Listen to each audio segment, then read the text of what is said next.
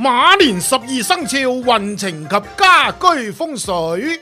講完屬羊嘅朋友之後，就到屬馬騮仔嘅朋友喎。咁馬騮仔今年嘅運程又如何呢？師傅，屬猴嘅朋友今年嚟講呢，我哋叫做辛金遇到午火，形成咗火克金嘅格局。呢個意味住呢，屬猴嘅朋友今年呢，壓力啊同埋契機呢，好壞參半。因為火勢較過旺嘅時候呢，會克住屬猴嘅本身個辛金啊，會導致容易啊做事啊各方面啊阻滯多啊，付出半斤就未必收到8兩翻嚟。咁所以咧，今年咧會比較勞心勞力得多。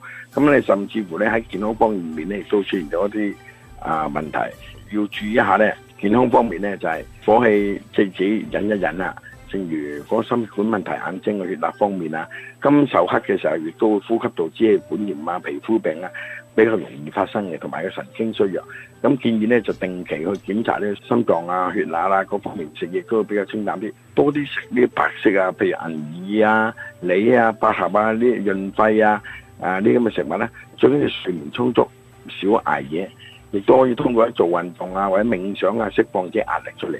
尤其是你夏天你要注意唔好咁暴躁啊，適宜或者係去比較清涼嘅地方去避下暑啊、降下溫啊。咁你就少運勢方面咧，屬猴嘅朋友今年咧就係7煞星，工作方面咧任務比較多，挑戰比較多，競爭亦都比較多。上司同埋下客戶方面咧要求比較多，咁令到屬猴嘅朋友今年咧做事嗰方面咧就壓力比較大。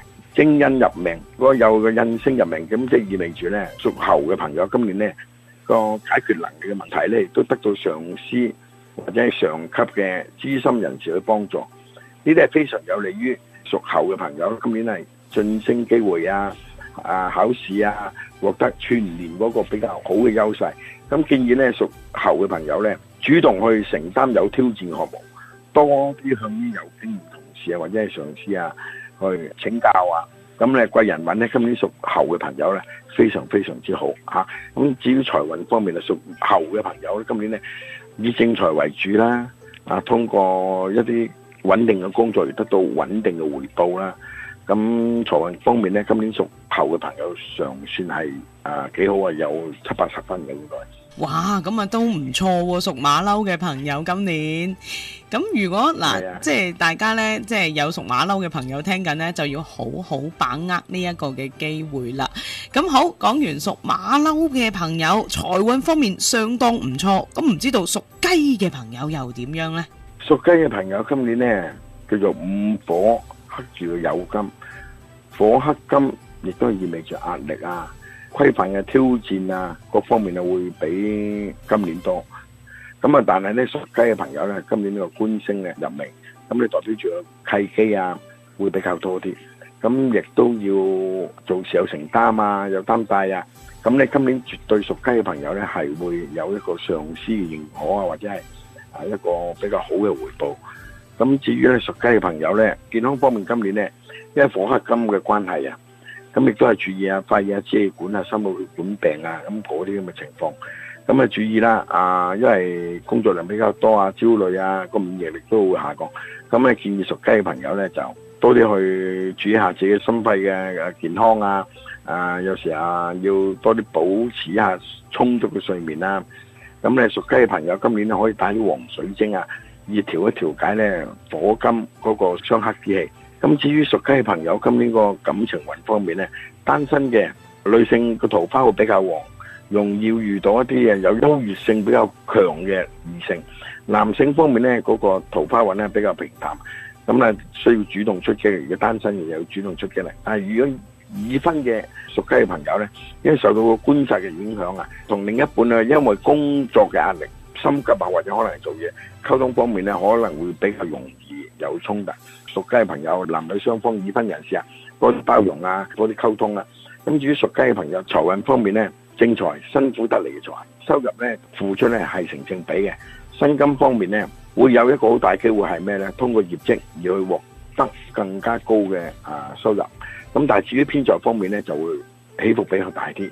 因為屬雞朋友今年咧嗰個丙午嘅火克住個本身個金嘅時候咧，有一啲高風險嘅投資啊，或者係有啲大型嘅投資啊，就一定要三思而後行。尤其是有啲大金額嘅投資或者係馬上去拍板嘅時，一定要諗清楚。尤其是能源啊、電力啊、餐飲嗰方面咧，亦都唔好盲目嘅跟風，做好財務規劃，同埋咧有一個好好嘅理財，以守為攻。咁即係屬雞嘅朋友，今年呢，佢嘅正財都係好穩陣嘅。不過呢，即係嗰句啦，投資啊、剩啊嗰啲呢，就唔好盲目跟風啦。咁師傅啊，如果屬雞嘅朋友想話啊，有冇啲咩幸運水晶可以帶下，即係可以穩定翻我嘅運氣，即係唔好話高啊低下咁樣，穩穩定定、平平安安咁過渡。咁有冇話帶啲乜嘢會好啲啊？屬雞嘅朋友今年帶個黃水晶啊，擺葫蘆啊、黃燒葫蘆啊。帶啲屬土嘅一啲嘅飾物啊，擺喺嗰個屋企嘅正西面啊，咁會有幫助屬雞嘅朋友運程同埋健康方面嘅。好，唔該晒張法樂師傅同我哋講咗咧，屬馬騮同埋屬雞嘅朋友仔喺嚟緊馬年嘅運程，屬狗同埋屬豬嘅你就要留意我哋下個星期一啦，同樣時間開心些爺之新春特別版，由張法樂師傅繼續同我哋講流年生肖運程啊！